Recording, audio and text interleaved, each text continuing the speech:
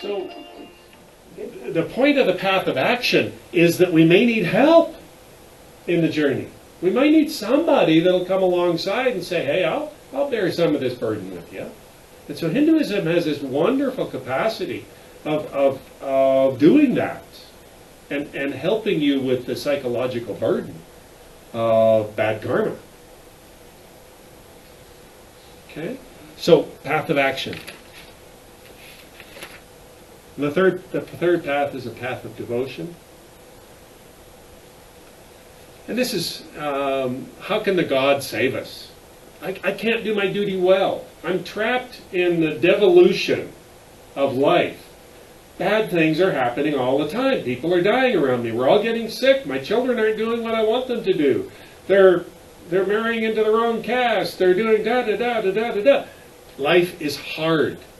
So the three great gods we've already talked about, these are personal and present. They love and worship them. That helps them to liberation. Unify with the great God who is also in the inner soul of one's heart. One rises above the bondage of karma and finds joy and peace in the power of the beloved one. Okay? And so that's the path of devotion. That's what most middle-class folks in India can do. They build a shrine. It has their deity that helps them remember. And remember, all these pictures have all these moral messages. Remember our conversation on Garusha and all the moral messages of each one of these elements in that picture has a moral message. Listen more, cut unhealthy attachments, think big, concentrate, remove your obstacles, talk less. Every one of these little elements of that icon is teaching you moral lessons that you should think about during the day. Every hand, every symbol, every element to it is reminding you, and that becomes the path of devotion. Okay? Now, sacrifice is going to be ongoing within Hinduism and daily. There is an expectation within the path of devotion of daily sacrifice. The question is, what gets sacrificed? And what's the mechanism of it? And so for that, we need to spend just a smidgen of time into how do you live your life as a Hindu, so that you get a sense of the daily opportunities you have for doing one of these paths. Okay, so our Hindu worship in the good life, there are the sacred rituals and times of India. How do we find new power for life? And that goes back to that wonderful sense of what's the point of good times. When you have a good time in your life, what's its point? When you celebrate Christmas, when you celebrate Halloween, when you celebrate your birthdays, when you celebrate, what am I missing for your celebrations that you put in? A wedding. What's the point of these celebrations? From the ancient perspective, the point of all the times of celebration is to re-energize your degrading power. If you assume that all life is devaluation, okay, you also assume that the year is devaluation. So that you begin on day one of your year with your most power. At that point, you have the most. And that's going to devolve till the day before when you have your least power. But the point of at least these 4 opportunities in our calendar is power to grow and continue. The point of the festivals is rejuvenation. The point of weddings is to rejuvenate our marriage. The point of baptism is to rejuvenate our faith belief. The point of all of these ceremonies, when you look at them, is they have that opportunity for increasing our power in life and giving us that power. And Hindus have recognized that. So worship is participation in exciting, colorful rituals and festivals. Some of the spiritually advanced will withdraw from that. Others will find life in the Dharma and just living exactly where they should be. Most will participate in the rituals, the festivals, and the life cycle ceremonies. But religion for this community is something to be done. Do it, do it, do it, and do some more. And the greatest sadness is when a religion becomes just an intellectual journey where you're simply meant to affirm something and you have nothing to do. And the great sadness of American religion is it's highly intellectual and very low on the opportunity of doing anything. If you look at the religious life of most folks in this country, they go, they sit, they listen, they go home, and then they do that once a week. And they do it for an hour or 2 hours once a week. Yeah. What's that all about? Give me Hinduism where I've got... You begin to perceive everything you do as a spiritual part of your life. And that becomes crucial to it, is to rejuvenate all parts of your life. What other types of rituals do they celebrate? The rituals are divided by the castes. And so your Vedic religion is primarily your upper caste and your... and so they have a different ritual because they have more time. Your elites of all society have more time available than your middle class and your lower class of all societies. And so your upper class and your elites, because they have the most time, can do the most intriguing rituals. So they do the what's called the Vedic sacrifice. And so purity is the water. So the first thing in the morning when they get up, for us, we just see a bowl of water, and we throw our face and we wash our hands and brush our teeth. But if you have a sacrificial sense to it, as you're washing your hands, you're purifying your body. As you're having your shower, you're purifying your body. As you're doing your normal routine with water, you're purifying your body. And so it's perceptual on how you're going to live your day. And so purity and to rid yourself of pollution is an intellectual, but it's actually a practiced intellectual perception of what you're really doing. A sacrifice is needed. If you don't do sacrifices, you have poor community. And so things that can do, and then the things that might disrupt the sacrifices. Menstruation is an issue where they can't prepare the gods' foods that day. So they're limited from participating in the Vedic sacrifices as a result of how they are being perceived. So biological processes pollute, which means your bathroom projects is going to pollute you. So you have to recognize that you have to clean yourself after those biological processes. A purifying bath is needed in the morning. All rituals begin by purification. So the sense of I've got to be pure and it is a classic sense.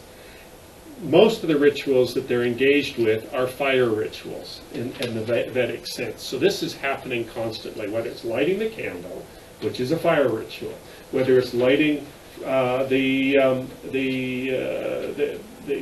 of an altar with fire around it. These are all the Vedic fire rituals. This is high-class ritual. They would do this twice daily. They arise at dawn, they purify with water, they light the household fire, they raise their arms to the god Agni, which means fire, they chant their mantra. And so that's just what they do. And so we arise at dawn, we have a shower, we light our furnace, or get the thing going, we stretch, and we say the same thing every day. Lynette knows that. I say the same thing every day. But not once do I sense that anything there is religious. What a horror story from a perception of a Hindu. Everything I did could have been perceived as religious. But for me, nothing is perceived as religious. My only perception is when we have a meal and we say a prayer before that meal. That's the only obvious moment in my day. Well, what a horror, what kind of religious life is that? From a Hindu perspective, what a horrible way of doing it. You get up and you recognize that you have a new day, and the new day has been given to you by your God. The water that you've got can be used to purify you, so you're pure today and you feel pure. You have a fire, which is that external energy which can enliven you and make your life better. You recognize it isn't you, it's your personal deity, and you venerate that deity. And you have sounds that make it come alive and anew, and you do that at least twice a day. Do you see the difference to our sterile spiritual cultures with the American context and what could be perceived as 24/7 living religiously? Just every day, you're constantly thinking spiritually. Boy, folks, that's a different kind of day. Live that day once, just to feel how that feels. And make everything in your day have a spiritual significance to it. Doesn't matter where you're trying to achieve, just make more of your day a spiritual experience. I think that's what the Hindus are trying to teach us today, is after thousands of years, they still can do this. Puja is the worship of the gods, which is more your middle class style.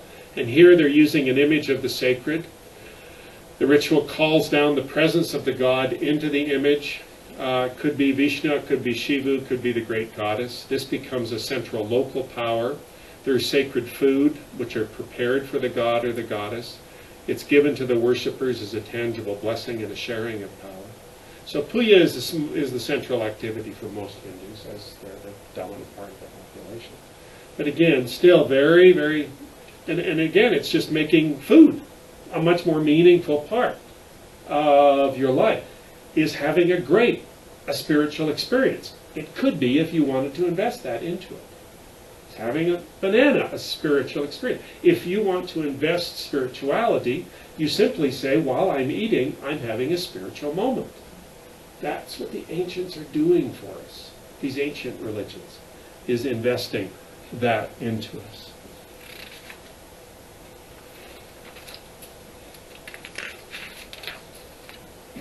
Love the festivals that they do. And these follow the rhythms of sacred time of the year. There is the Vedic day, so these are the rituals and festivals. There's the Vedic daily sacrifices. That's where they study, they offer food, offer water to the ancestors, give food to the Brahmins and students. All others, purification and flowing or poured water, ritual of cooking and serving food. Observe the shrine near the kitchen. Lots of celebrations and ceremonies. Okay? The one festival that I've been trying to sort out and trying to engage more is this one. Don't you think we need this festival in McCall? It's a whole impact. It's the Holy Festival. It's the Holy Festival. This is an intriguing festival. It comes from the play between Krishna, the chariot of Vishnu, and Raha, the friend of Krishna. It comes from that, some of the stories. But holy is role reversal. And the key to the Holy Festival is for one day or for one period of time, everything reverses. Men act like women. Women act like men. Servants are now masters. Masters are now servants. It is completely acceptable to throw urine on someone who may have thrown it on you. The entire culture flips. Imagine how the pressure of the caste system is now released for a day. As they have opportunity to invert their social roles, they're not bound for a short period of time.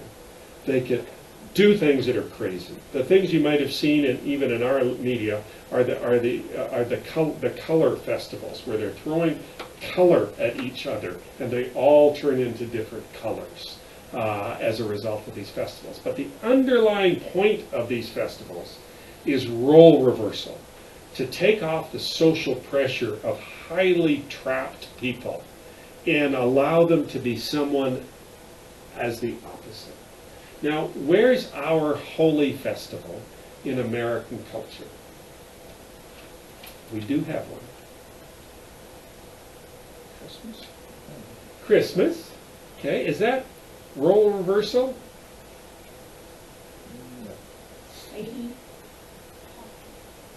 Sadie Hawkins, an excellent illustration of one that really, I don't know how vibrant Sadie Hawkins is. Do you guys know what Sadie Hawkins is? I know what it is. Okay, what's Sadie Hawkins? It's when the girls ask the boys. There you go, role reversal. The girls ask the guys for the date.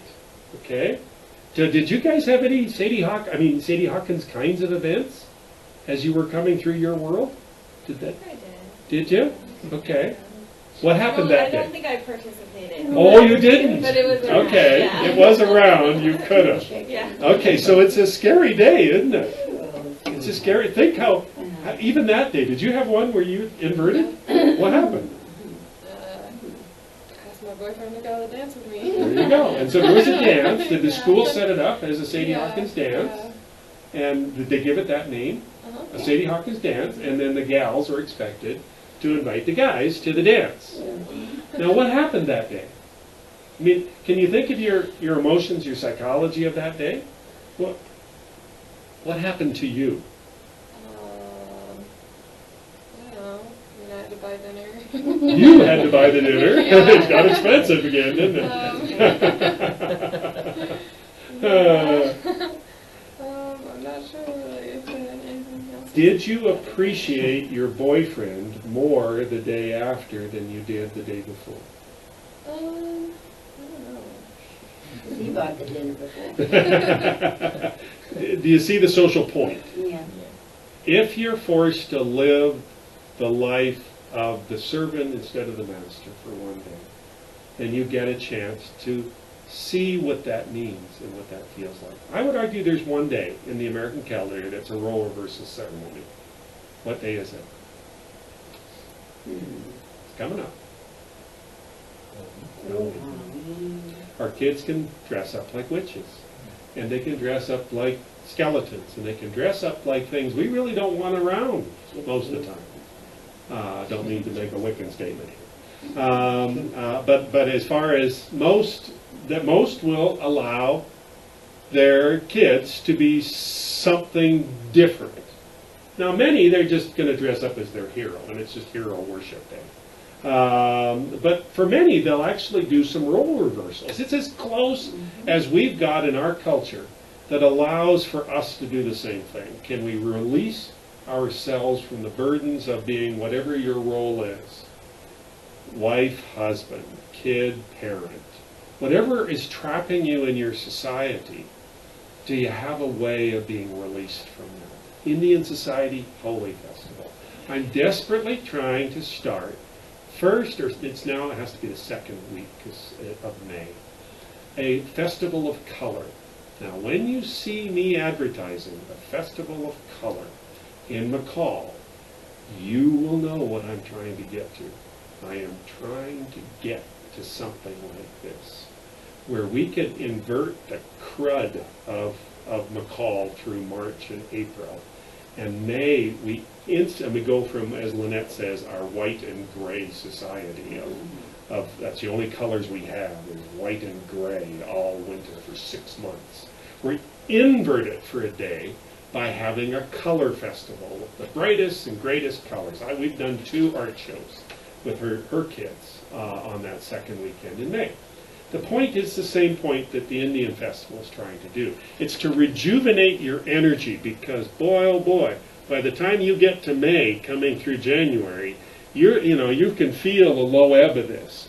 Let alone when you hit the summer solstice, let alone you're just dying as you come into the death period from here to the end of the year, when everything's dead around you and there's no power and no energy. So the festivals are meant to give you power as you move through your year. You have to be very careful that you do this for yourself.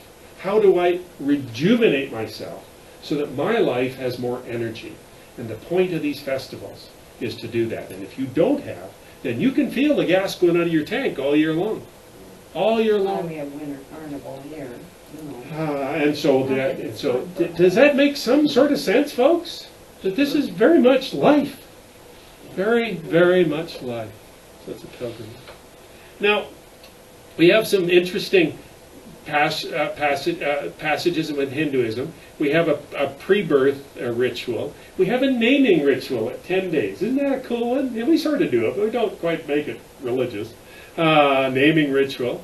We have the first haircut at 3 years. That's a Hindu ritual. That's a fun one, 3 years. We have initiation, which is classic in all cultures, from 8 to 12. For Hindu, they're introduced to a guru. They're now a twice-born Hindu. Isn't that interesting language? Twice-born Hindu, died to the world of childhood, born to the world of responsibility. What a sad moment. There you might have never known that. Marriage, the vermilion mark on the wife's forehead. That's my mark. That's her mark, that she's married. Okay. So when you see an Indian woman, they carry the mark. He doesn't have a mark. He has a mark. on Some his do, forehead. some don't. Look right there. Yeah, some do. And he has I don't know. Death, you're washed and cremated on a pyre of wood. Then the oldest son is to gather the bones and take them to the holy river, usually the Ganges. And so death is a fire ritual. The ritual of spiritual transformation is to renounce the world, give away all your possessions, perform your own funeral. Shave your head, clip your nails, take a bath, say farewell to your family, and never think of them again. Live as a beggar, wandering free. You have one duty: seek liberation. So these are our forest dwellers. That's a serious role reversal. Isn't it though? Mine. Quickly, Hinduism gives us 4 stages of life that are classic. Student, expected to seek Dharma. Find your place. Study the Vedas, respect one's teacher, develop self-control, learn to be a good member of society. Remain celibate, pure, beg for food, be a servant to your teacher. Any votes on that one? Householder is the 2nd stage of life. Seek prosperity. I like this one. Yeah, okay. Seek your place. Seek prosperity. Happy, productive, ritually pure way of life. Marry and raise children. Wife is subject to husband. Husband is to honor the wife. That's just ancient language, folks. As much as you might like it or dislike it, it's just very ancient on how the two have been negotiated. The 4th stage of life is the forest dweller. You're expected to become a forest dweller within Hindu society. What an interesting expectation, that you should renounce everything. You retire to a forest retreat. Self-discipline, study, meditation. But you're available for consultation to your family, so you can pass on what you know. Celibacy is recommended. The 4th is a renouncer. You're to seek liberation. So all people within Hindu society are expected at the end of their life to do this. Break all ties to seek liberation. Wander alone to achieve spiritual perfection. Okay. Hindu's message to the world, and I'm ending on this slide, as we started tonight, there are many spiritual paths. It's appropriate to different people depending on their own past karma and spiritual perfection. Converting others makes no sense. Vedas present the truth as an ultimate way not found in any other religious pathway. Okay, folks? Sorry I crashed through the back of it, but I just wanted to.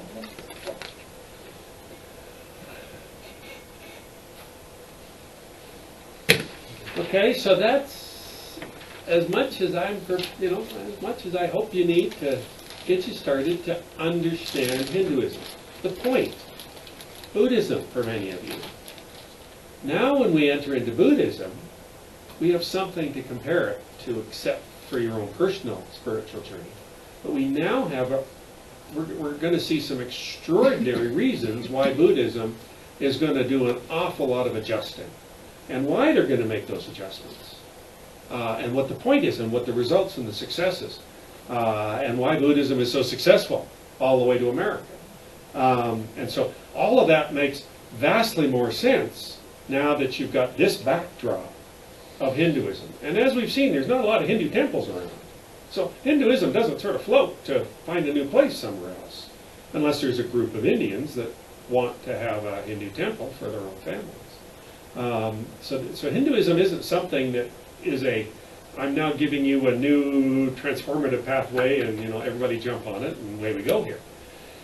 It's the backdrop for many of the other religions that are going to make very dramatic claims and be quite successful in those claims. And now, as we add those to you, and we reteach Buddhism for David, wouldn't that be great if David showed up again? We get to have a different conversation, folks, because we do it with a backdrop now, as opposed to just what is this thing that Buddhism is trying to accomplish. Okay?